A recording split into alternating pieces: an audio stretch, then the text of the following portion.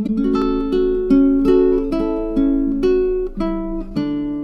मैं रोहित मेहरा आपका इस लेसन में स्वागत करता हूं। पिछले लेसन में हमने देखा किस तरीके से हम लोग वैल्यू को डिस्प्ले कर सकते हैं। आज के इस लेसन में हम लोग देखने वाले हैं किस तरीके से हम लोग यूजर से इनपुट ले सकते हैं। हमारे पास यहाँ पे इनपुट नाम का फंक्शन है जिसका कि हम लोग इस्तेमाल करने वाले हैं यूजर से इनपुट लेने के लिए। फंक्शन का इस्तेमाल हम लोग कैसे करते हैं ये तो हमको आइडिया पहले से ही है। हम लोग कैसे करते हैं, फंक्शन नेम और हम लोग यहाँ पे ब्रैकेट लगाते हैं और ब्रैकेट के अंदर हम लोग यहाँ पे डालते हैं वैल्यू को। और कंपलसरी नहीं है कि वैल्यू डालना है, डिपेंड करता है कि आप कौन सा फंक्शन यूज कर रहे हैं। जब भी हम लोग फंक्शन का इस्तेमाल करेंगे तो मैं आपको एक्सप्लेन कर दूंगा कि इस फंक्शन के लिए नंबर ऑफ वैल्यू कितना चाहिए। जैसे पिछले क्लास में देखा था जो प्रिंट फंक्शन था वहां पे आप सिंगल वैल्यू भी डाल सकते हैं और आप मल्टीपल वैल्यू भी डाल सकते हैं। इवन कि आप प्रिंट फंक्शन के अंदर कोई भी वैल्यू नहीं डालते हैं तब भी वो फंक्शन आराम से काम करेगा, बस आपको वहां पे डिस्प्ले होके कुछ दिखाई नहीं देगा। हमारे पास यहाँ पर इनपुट नाम का फंक्शन है, इसकी हेल्प से हम लोग यूजर से इनपुट लेते हैं। तो आइए हम लोग देख लेते हैं किस तरीके से हम लोग यहाँ पर इनपुट फंक्शन का इस्तेमाल करते हैं। तो जस्ट मैं यहाँ पर इनपुट लिख रहा हूँ और ब्रैकेट लगाता हूँ। अब देखिए मैं इसको रन करता हूँ तो आप देख सकते हैं कि आपको यहाँ पर कुछ इस तरीके का दिखाई दे रहा है इनपुट एंटर करने के लिए।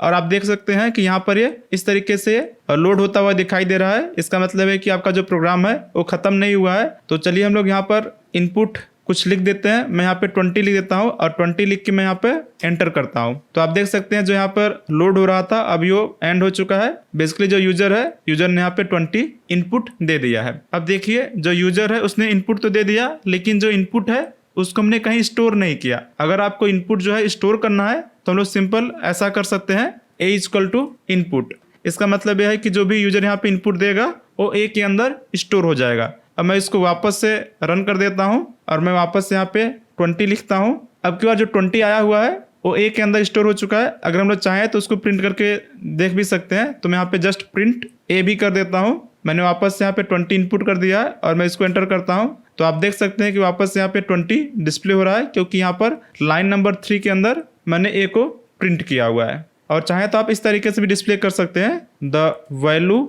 Of a is. तो बेसिकली मैं यहाँ पे दो वैल्यू डिस्प्ले कर रहा हूँ। ये फर्स्ट वैल्यू हो गया स्ट्रिंग और सेकेंड वैल्यू यहाँ पर जो a के अंदर स्टोर होगा वो मैं यहाँ पर डिस्प्ले कर रहा हूँ। वापस से रन कर देता हूँ इस कोड को और मैं वापस से यहाँ पे 20 इनपुट करता हूँ। तो आप देख सकते हैं कुछ इस तरीके से यहाँ पे दिखाई दे रहा है।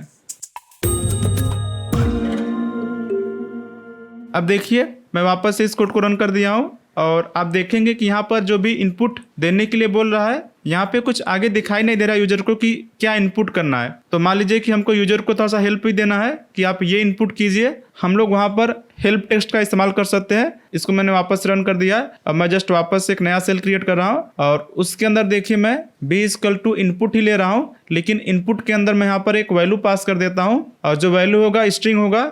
और यहाँ पे देखिए मैं लिख देता हूँ एंटर योर वैल्यू ऐसा। अभी देखिए जब मैं रन करूँगा तो आप देख सकते हैं कि यहाँ पर इनपुट करने के लिए दिखाई दे रहा है और जो मैंने यहाँ पे हेल्प टेक्स्ट लिखा हुआ है वो भी यहाँ पे दिखाई दे रहा है। मैं वापस से यहाँ पे 20 एंटर कर देता हूँ। आप इसका जरूर ध्यान रखिए, जो भी वैल्यू यहाँ पे यूजर इनपुट कर रहा है वो बी के अंदर स्टोर होता है। ये जो वैल्यू है वो बी के अंदर स्टोर नहीं होगा। मैंने यहाँ पे 20 इनपुट किया है तो बी के अंदर यहाँ पे 20 ही स्टोर होगा। यहाँ पे मैं आपके लिए प्रिंट करके दिखा देता हूँ, the value of b is, और मैं यहाँ पे जस्ट बी को भी प्रिंट कर देता हूँ।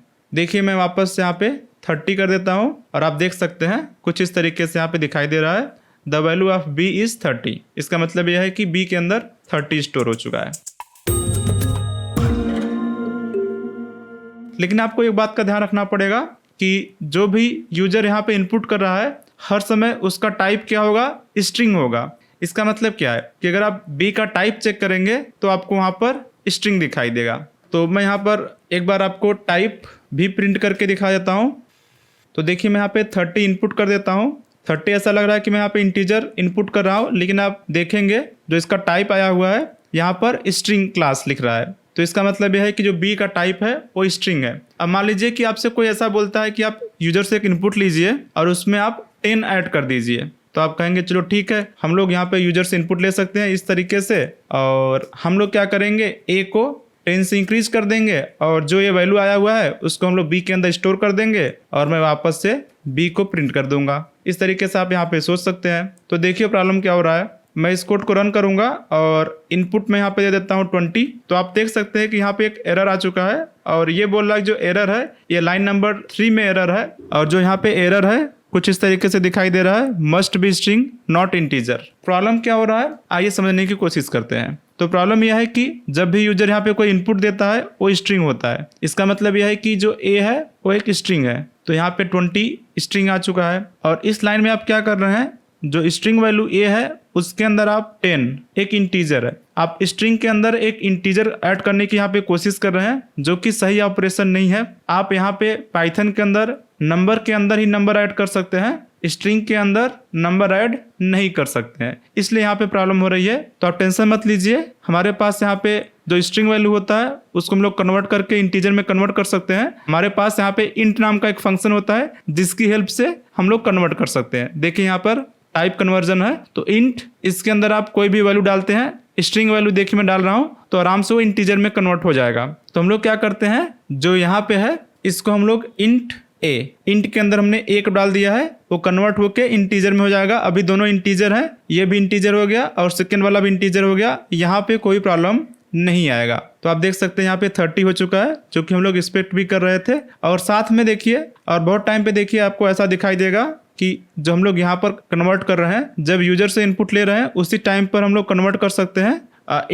इंट के अंदर हम लोग सिंपल जो इनपुट है उसको भी यहाँ पे डाल सकते हैं। तो जो भी मैंने यहाँ पर 20 दिया, 20 अभी स्ट्रिंग जा रहा है और स्ट्रिंग सीधे कन्वर्ट हो जाएगा इंटीजर के अंदर और फिर आराम से जो आपका ऑपरेशन है वो कंप्लीट हो जाएगा। यहाँ पर कोई भी एरर नहीं दिखाई देगा। तो इस तरीके से आप कन्वर्ट कर सकते हैं चीज़ों को। और हर समय ध्यान रखिए, जब भी आप यहाँ पे कोई भी वैल्यू डाल रहे हैं वो हर समय यहाँ पर स्ट्रिंग ही होता है, आपको हर समय इसका ध्यान रखना पड़ेगा। इसी के साथ में हम लोग ये वीडियो ख़त्म करते हैं। आपसे मिलते हैं अगले लेसन में। सीखते रहिए, मस्त रहिए।